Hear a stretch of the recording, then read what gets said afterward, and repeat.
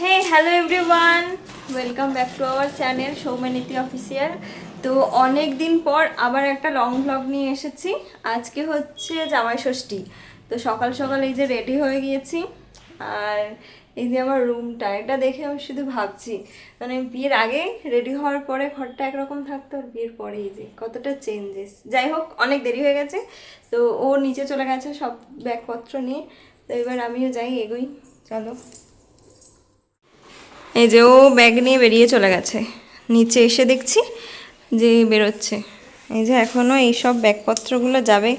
এই যে মা এখানে আমাদের টাটা করবে বলে দাঁড়িয়ে রয়েছে। কতক্ষণ সময় নিয়ে আমি রেডি হয়েছি বলো? অনেক অনেক বলা যাবে না। যাই হোক, আমি সুন্দর করে সেজে গুজে যাচ্ছি, প্রথমবার ষষ্ঠী এটা আমাদের, তাই জন্য একটু রেডিই হলাম ভালো করে। চলো দেখা হচ্ছে পরে, দেখতে থাকো, সঙ্গে থাকো। এই যে আমরা এখন বেরোচ্ছি, গাড়িটা বের করা হোক তারপরে বেরোবো।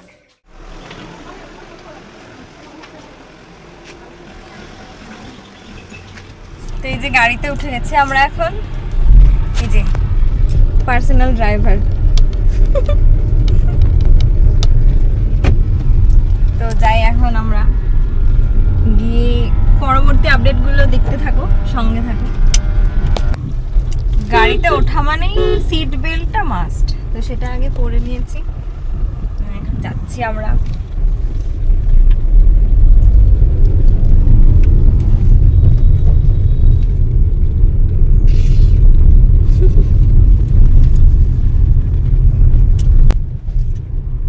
তো চলো দেখা হচ্ছে।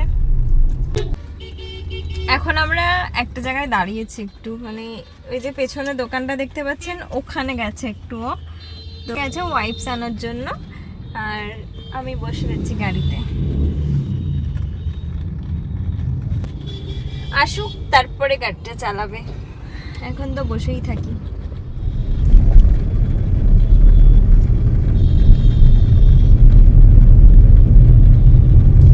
তো দোকান থেকেও চলে এসেছে জিনিসটা নিয়ে, এই যে আবার ড্রাইভিং সিটে বসে পড়েছে। মানে ফার্স্ট টাইম এতটা দূর ও ড্রাইভ করে যাবে আজকে। এই জয় বাবা লোকনাথ, জয় মা তারা নাম নিয়ে আমরা বেরিয়ে পড়েছি। এখন যাই, স্বাভাবিকভাবে সুস্থভাবে যেন যেতে পারি। তো চলো, তোমরাও সঙ্গে থাকো, দেখতে থাকো।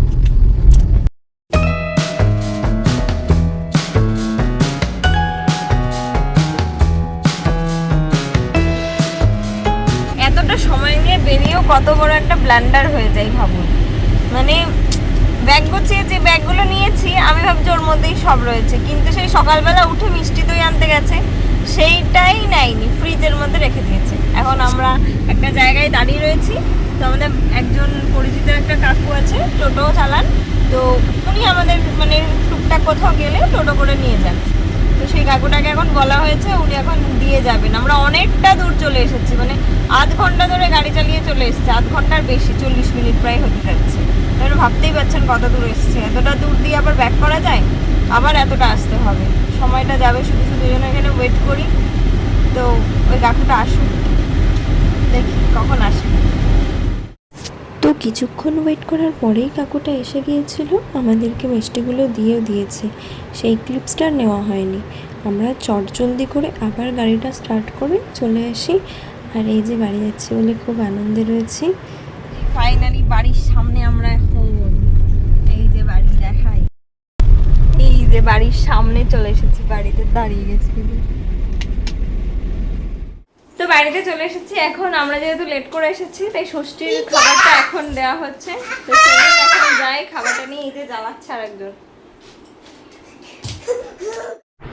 তো এদিকে তো জামাইকে বসিয়ে জামাইয়ের শাশুড়ি অর্থাৎ আমার মা জামাইকে বরণ করে নিল, অর্থাৎ ষষ্ঠীর যে সমস্ত রিচুয়ালস সেগুলো করে নিল। এগুলো অ্যাকচুয়ালি সকালেই হয়, যেহেতু আমরা লেট করে এসেছি তাই সব কিছুই লেটে হচ্ছে। এদিকে আমি ওই যে গিফটটা যেটা শাশুড়ি মাকে দেবে তার জামাই আমার হাজব্যান্ড, তো সেটা বের করে দিলাম।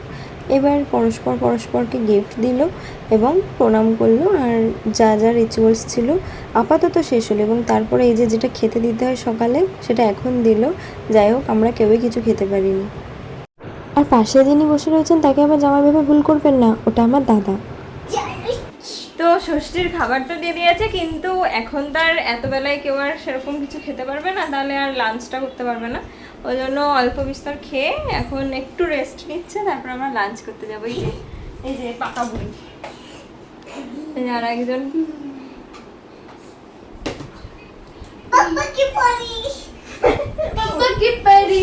আর একজন বসে বসে ফোন দেখছে, আমার কাজে এটা। তো চলো লাঞ্চে গেলে আবার দেখা হবে, দেখ চলো। এদিকে পিসু তো তার ভাইঝির দোলনায় বসে নিজের শৈশবটাকে ফিরে পেতে চাইছে, আর ভাইঝিও নাচরবান্ধা, সেও আমার দোল দিয়ে দিচ্ছে। দেখুন কাণ্ডটা এদের দুজন মিলে, ভালোই মানে এইভাবেই যেন কেটে গেল কতটা সময়। আর এই যে আরেকটা খেপি, এটা এর সাথে আবার একটু ঢঙও করে নিলাম আমিও মিলে। তো চলো, এদিকে তো খেতেও দিয়ে দিয়েছে, তো মেনুগুলো দেখে নিন। এখানে রয়েছে ইলিশ মাছ ভাজা, তার সাথে আরও 5 রকম ভাজা, ডাল, মাটন, কাতলা কালিয়া, আর একটা বৌমনি একটা স্পেশাল কিছু রান্না করেছিল পাট শাক দিয়ে সামথিং, মিষ্টি, দই, চাটনি, পাঁপড়, স্যালাড। এই ছিল জামাইয়ের জন্য আজকের মেনু। তো এইদিকে তো আমাদের পাকা বুড়ি তার পিসুর সাথে দুষ্টুমি করেই চলেছে, খেলেই চলেছে। তো এইভাবে আমিও বসে পড়লাম ওখানে ওদের সঙ্গে খেতে। আর এদিকে দেখো নতুন জামাইয়ের কাণ্ড, সে খান না ইলিশ মাছ, সে খান না অনেক রকম ভাজা, সেই যে যা যা জিনিস তিনি খান না সেগুলো সব তুলে দিল আমার জন্য। তো আমি ওখানে বসে গেলাম খেতে, সব তুলে দিচ্ছে এক এক করে। এখানে তো আমাদের পাকা বুড়িটাকে খেতে দেওয়া হয়েছিল, কিন্তু তিনি খাবেন না আজকে। তার আবদার আমার হাতে এখন বসে বসে মাছ ভাজা খাবে। আমিও সেই মতো সযত্নে তাকে মাছের কাঁটাগুলো বেছে বেছে খাইয়ে দিচ্ছি। এদিকে অনেকক্ষণ গলা শুকিয়ে গেছে, তাই জল খেয়ে নিলাম একটু, তারপর আবারও ওকে খাইয়ে দিতে লাগলাম। আর এভাবেই গল্প আড্ডা আর কি মারতে মারতে আমরা আমাদের দুপুরের খাবারটা খেতে লাগলাম। ও তো একটুখানি খেয়ে তারপরে এই যে ফেলে টেলে দিল, তারপরে আর তার খেতে ইচ্ছা নেই, সে বসে রয়েছে। আমি এদিকে খাওয়া শুরু করলাম, নিয়ে উঠে চলে গেল। তো এইভাবেই দুপুরের খাবারটা তো আমরা খুব আনন্দ করে শেষ করলাম। হ্যালো, তো এখন সন্ধ্যা হয়ে গেছে, আমি কিছু চেঞ্জ করিনি, এইভাবেই আমরা এসেছি ঘুরতে। একটা পুচকু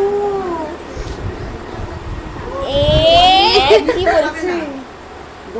তো আমরা এখন এসেছি আমার মামার বাড়িতে, আমার মামার বাড়িতে ঘুরতে এসেছি। এখন একটু পরে আবার চলে যাব। তো ফাইনালি বাড়ি চলে এসেছি, আবার চেঞ্জও করে ফেলেছি। এখন সবাই চেঞ্জ করে রেস্ট নিচ্ছে। এই দেখ, এই যে আমাদের পুচকে, এখন আমরা সবাই মিলে এখন রেস্ট নিচ্ছি ফ্রেশ হয়ে গিয়ে। তো এই পর্যন্ত আজকের ভিডিওটা এতক্ষণ ধরে দেখার জন্য সবাইকে থ্যাংক ইউ।